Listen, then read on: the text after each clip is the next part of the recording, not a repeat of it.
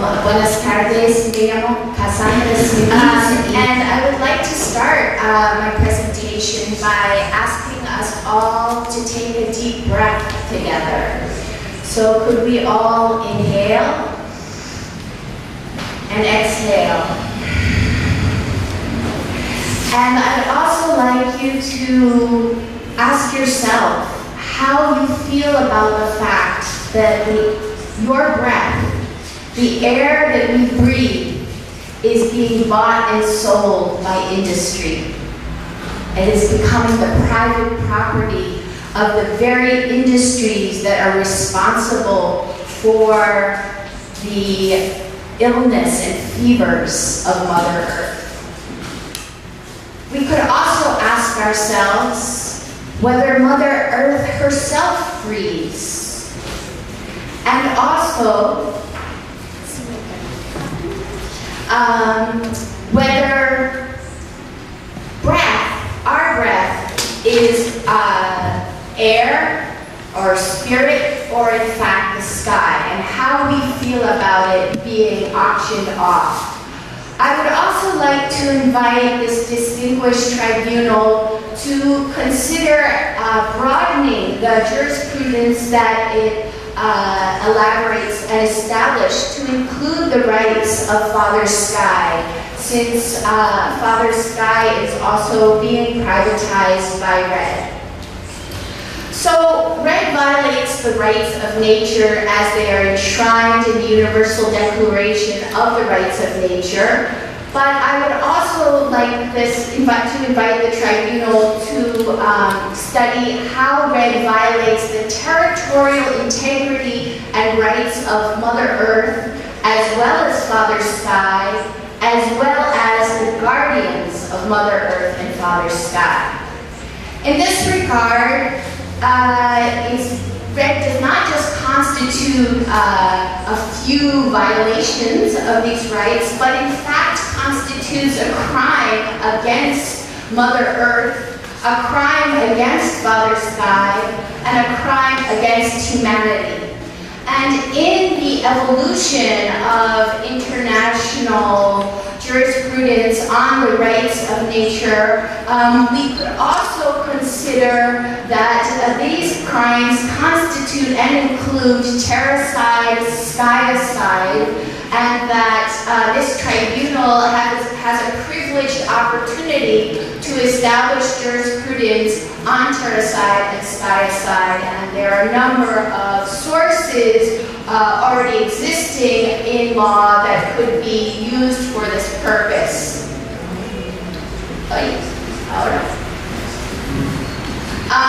It's fitting to cite the UN documents themselves that recognize that REDD could result in, quote, the lockup of forests, quote, unquote. And since we are studying crimes against humanity and against Mother Earth, it's important to indicate who the perpetrators of this crime are. And they have names, and some of them are listed here. As you can see, it includes the UN itself, the World Bank, extractive industries, climate criminals, multilateral banks, chemical companies, governments, and the stock exchanges. And it's also relevant to the proceedings of this tribunal that the perpetrators of this crime have their headquarters in the industrialized northern countries. So what is REDD? Well, according to the UN, it stands for Reducing Emissions from Deforestation and Forest Degradation. But according to the peoples of the world, it really stands for reaping profits from evictions, land grabs, deforestation, and destruction of biodiversity. And allow me to share with you that in Spanish that would be rápido enriquecimiento con desalojos y destrucción de biodiversidad.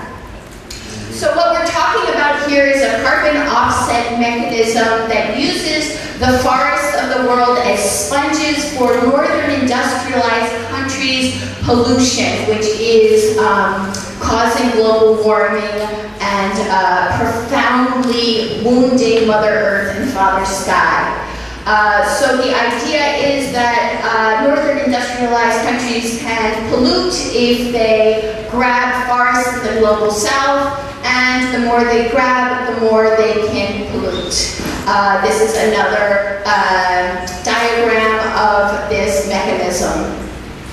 REDD is already being implemented in the state of California, and it includes logging and clear cuts and plantations. It's also being implemented in the United States, and Shell's refinery in Martinez, California is using forests in Michigan as offsets for its pollution, and it's noteworthy that that refinery recently exploded. What is pending is California's international REDD, and we'll be hearing from some of the directly affected communities by that proposal. REDD scope does not just include forests and plantations. REDD Plus is now mushroomed and exploded to include landscape REDD. We're talking about agriculture, climate-smart agriculture, fields, farms, wetlands, mangroves, even deserts. So in terms of Mother Earth, REDD commodifies and aspires to use almost the entire skin of Mother Earth as a sponge for pollution. It's also worth noting that gourmet REDD combines carbon offsets with biodiversity offsets, water offsets, and even commodifies the traditional cultures of indigenous peoples and local communities to measure carbon. So what we're seeing is a compounded commodification of air, of life, of culture, and of Mother Earth and Father Sky. In consultation with indigenous spiritual guides and elders and medicine people, we have been informed that REDD corrupts the sacred by commodifying the forests, the trees, and air, and now the fields and almost entire planet. The definition that the United Nations used for forests includes monoculture tree plantations, and the UN itself admits that REDD causes perverse incentives to cut down pristine existing forests and replace them with these plantations, which we know destroy biodiversity.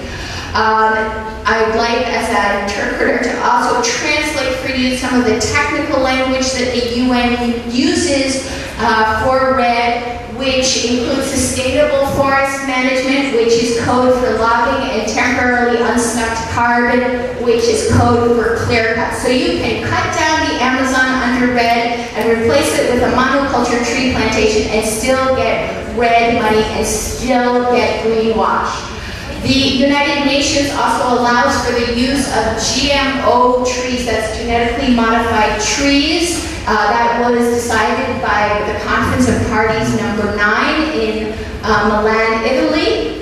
And if we compare the potential of GMO contamination with GMO corn, we see that a GMO tree could contaminate all the world's forests up to 100 years and at a distance of 12,000 kilometers. 1,200 kilometers, excuse me. So what we're seeing, as Yvonne pointed out, is new forms of capital and privatization, new regimes of property rights over nature, but not just over nature's elements, over nature's processes like the atmosphere's carbon cycle, the ability of Mother Earth to maintain her harmony and balance, property rights over pollution, that is to say the right to destroy Mother Earth. It's also important to highlight that we're seeing new forms of capital accumulation. The New York Declaration on Forests that was launched in the Ban Ki-moon's Climate Summit in September allows for offsetting entire commodity supply chains. So it's not just pollution per se that's now being offset, but the entire chain of production. We're also seeing throughout the world that REDD is already initiating systemic and structural changes which violate the rights of nature. And these include worldwide counter-agrarian reform in the form of climate-dumb agriculture. We've renamed it. It is not climate-smart agriculture. It's climate-dumb agriculture. New forms of injustice, economy, work and labor, a new form of violence against women, and a new form of colonialism. And the leaders of the world and the UN are hailing REDD as the spiritual core of the business plan for the planet, as well as this REDD is going to be the basis of the Paris Accord. We know there is no political will to reduce greenhouse gas emissions at source. REDD is the pillar of the green economy, which is capitalism of life, and it also is fundamental to the post-2015 development agenda. So, this tribunal already has established legal precedent on Chevron Texaco, and it's noteworthy that they are offsetting their poisoning of the Amazon, the lungs of Mother Earth, with REDD in Brazil that uses armed guards. Another case before this tribunal is British Petroleum's wounding and hemorrhaging of Mother Earth in the Gulf of Mexico. BP is doing REDD in the Chiquitano People's Territory in Bolivia. Shell has caused ecocide in the Niger Delta and genocide against the Goni people. They're also doing REDD in Indonesia. And Ecuador REDD, known as Sociobosque, allows for mining and oil drilling in the project area. And our sister Gloria Ushigwa has informed us that in the Sociobosque area in her territory, they are opposed to begin oil drilling this month. Our sister Ruth from Kenya is going to present the emblematic case of the Sengwer people who have been forcibly relocated from their territory in the Cherangani Hills in Kenya by Kenya Forest Service carrying AK-47s, and more than 1,000 homes have been burned. Here in Peru, in the Peruvian Amazon, the Matsei people were forced to sign a REDD contract in English for all time that includes the rights not just to their territory, their air and their trees, but their culture and language. And a leader was criminalized for denouncing this. So we're also seeing criminalization of activists and attacks on freedom of press. Also here in Peru, a Chinese logging company is doing REDD in the territories, near territories of indigenous people in voluntary isolation in Madre de Dios, and indigenous leaders have taught us that REDD plus indigenous peoples is going to result in genocide. And the documents of the Chinese logging company themselves indicate that their project could be harmful for those peoples. In Uganda, over 22,000 farmers were evicted for a REDD-type project in 2011. And an 8-year-old boy was burned to death when security agents burned his home. And a model project for Africa, the World Bank funded Ibi Bataki carbon sink plantation in the Democratic Republic of Congo, which is a clean development mechanism, has been denounced for causing servitude of Bakwa pygmies by the Bakwa pygmy activist and researcher Sena Fasi Adian. So here's a list of rights of defenders of Mother Earth that are being violated by REDD-type projects. I'd like to highlight the massive scale of land grabs, particularly in Africa. They want 1/3 of Mozambique for REDD, all of the Democratic Republic of Congo, 20% of the forests of Liberia. So I understand that the No REDD in Africa network even coined the term continent grab to describe what REDD is doing in Africa. Of course, there are international instruments that REDD is violating. And here we have the Articles of the United Nations Declaration on the Rights of Indigenous Peoples. It's a little hard to see in the slide, but the ones that are in bold are the ones that tend to be violated by red-type projects. And Carbon Trade Watch did a study that concluded that of the 16 countries of UN REDD that have national REDD programs, 10 violated the right to free, prior, informed consent of indigenous peoples and civil society. And the CUNA General Congress of Panama withdrew from UN REDD because of violations of free, prior, informed consent. But I'd also like to invite this distinguished tribunal to consider whether the rights of Mother Earth and Father Sky to free and prior informed consent are also being violated by REDD. So the peoples of the world are not fooled by REDD. We know that carbon trading in REDD is a crime against humanity and Mother Earth. This is the, on Wall Street, the uprising there in New York. And throughout the world, there has been resistance to REDD for all of the reasons that I have outlined. And we do hope that the tribunal will accept REDD as an important case to litigate on. Thank you very much.